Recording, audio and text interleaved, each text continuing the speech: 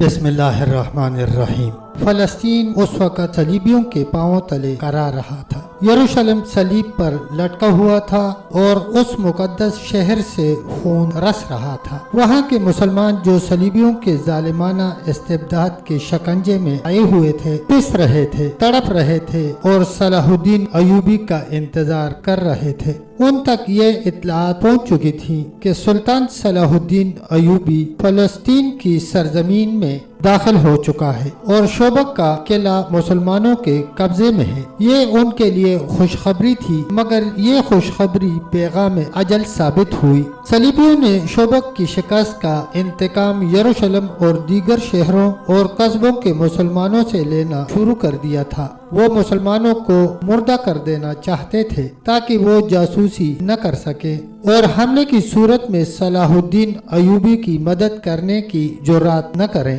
سب سے زیادہ مظالم کرک کے مسلمانوں پر توڑے جا رہے تھے۔ شوبک کے بعد کرک ایک بڑا قلعہ تھا جس پر صلیبیوں کو بہت ناز تھا۔ ایسا ہی ناز انہیں شوبک پر بھی تھا، مگر اس کے ناز کو سلطان صلاح الدین ایوبی کی نہایت اچھی چال اور اس کے مجاہدین کی شجاعت نے ریت کے ذروں کی طرح بکھیر دیا تھا۔ ابھی صلیبی کرک کو مضبوط کر رہے تھے۔ وہاں کے مسلمان باشندوں پر تشدد ایک احتیاطی تدبیر تھی۔ صلیبیوں کو یہ وہم ہو گیا تھا کہ مسلمان جاسوسی کرتے ہیں، چنانچہ یہاں بھی انہوں نے شوبک کی طرح مشتبہ مسلمانوں کو بیگار کیمپ میں پھینکنا شروع کر دیا تھا۔ فلسطین کی فتح ہمارا ایک عظیم مقصد ہے، مگر کرک سے مسلمانوں کو نکالنا اس سے بھی عظیم تر مقصد ہونا چاہیے۔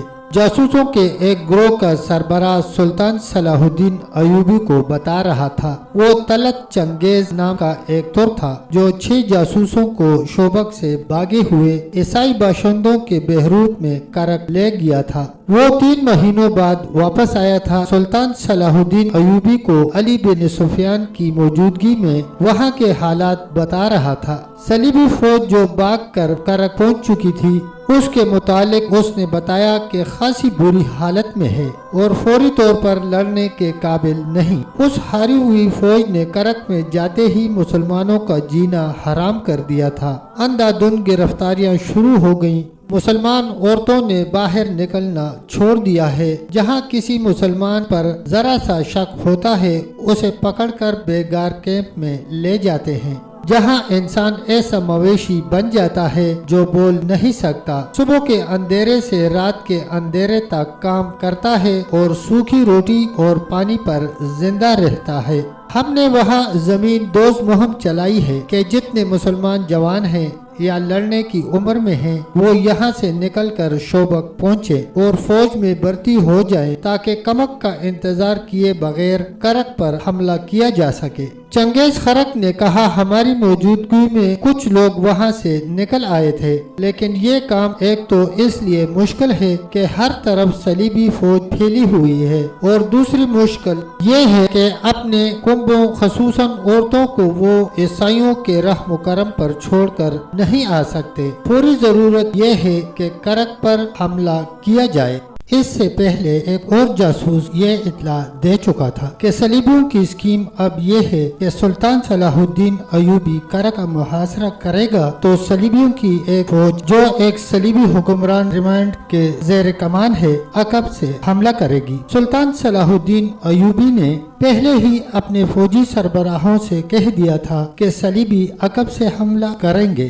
اس صورتحال کے لیے اسے زیادہ فوج کی ضرورت تھی۔ اس نے چنگیز کو رخصت کر کے علی بن سفیان سے کہا، جذبات کا تقاضا یہ ہے کہ ہمیں فوراً کرک پر حملہ کر دینا چاہیے۔ میں اچھی طرح اندازہ کر سکتا ہوں کہ وہاں کے مسلمان کس جہنم میں پڑے ہوئے ہیں، لیکن حقائق کا تقاضا یہ ہے کہ اپنی صفوں کو مستحکم کیے بغیر آگے ایک قدم نہ اٹھاؤ۔ ضرب اس وقت لگاؤ جب تمہیں یقین ہو کہ کاری ہوگی۔ ہم ان عورتوں اور بچوں کو نہیں بھول سکتے جو دشمن کے ہاتھوں ذلیل اور خوار اور قتل ہو رہے ہیں۔ یہ ہمارے گمنام شہید ہیں۔ یہ قوم کی عظیم قربانی ہے۔ میں انہی کی آبرو اور انہی کے وقار کے لیے فلسطین لینا چاہتا ہوں۔ اگر میرا مقصد یہ نہ ہو تو جنگ کا مقصد ڈاکہ اور لوٹ مار رہ جاتا ہے۔ वो कौम जो अपनी उन बच्चियों और बच्चों को भूल जाए जो दुश्मन के इस्तिबदाद में जलील व ख्वार और कत्ल हुए, वो कौम डाकुओं और रहज़ोनों का गिरोह बन जाती है। उस कौम के अफराद दुश्मन से इंतकाम लेने की बजाय एक दूसरे को लूटते, एक दूसरे को धोखा और फरेब देते हैं। उनके हाकिम कौम को लूटते और ऐश व इशरत करते हैं और जब दुश्मन उन्हें कमजोर पाकर उनके सर पर आ जाता है तो खोखले नारे लगाकर कौम को बेवकूफ बनाते हैं और दुश्मन के साथ दरपर्दा सौदाबाजी करते हैं। वो अपने मुल्क का कुछ हिस्सा और उस हिस्से की आबादी निहायत राजदाराना तरीके से दुश्मन के हवाले करके बाकी मुल्क में अपनी हुक्मरानी कायम रखते हैं। फिर वो और ज्यादा पेश और लूट घसूट करते हैं क्योंकि वो जानते हैं कि दुश्मन उन्हें बख्शेगा नहीं। ये ऐश चंद रोजा है, लिहाजा कौम की रगों से खून का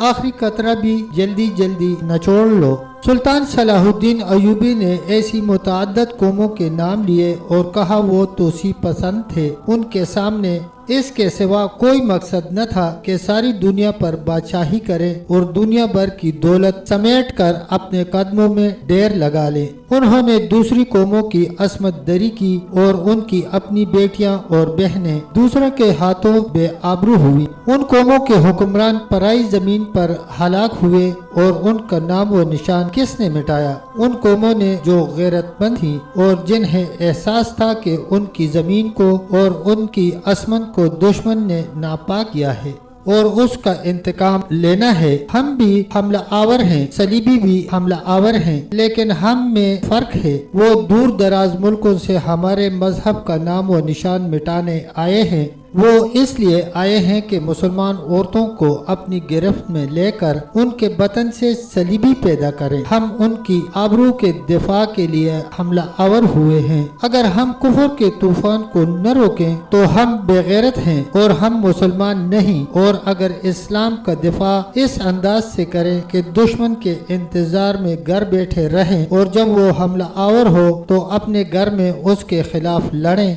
और फिर फख्र से कहें कि हमने दुश्मन का हमला पसपा कर दिया है, तो ये सबूत है हमारी बुज़दिली का। दिफा का तरीका ये होता है कि दुश्मन तुम्हें मारने के लिए नियाम से तलवार निकालने लगे तो तुम्हारी तलवार उसकी गर्दन काट चुकी हो। वो कल हमले के लिए आने वाला हो तो आज उस पर हमला कर दो। मेरे पास इसका एक ही इलाज है। मुहतरम नूरुद्दीन जंगी से कुमक मांगी जाए, अली बिन सुफियान ने कहा, और करक पर हमला कर दिया जाए।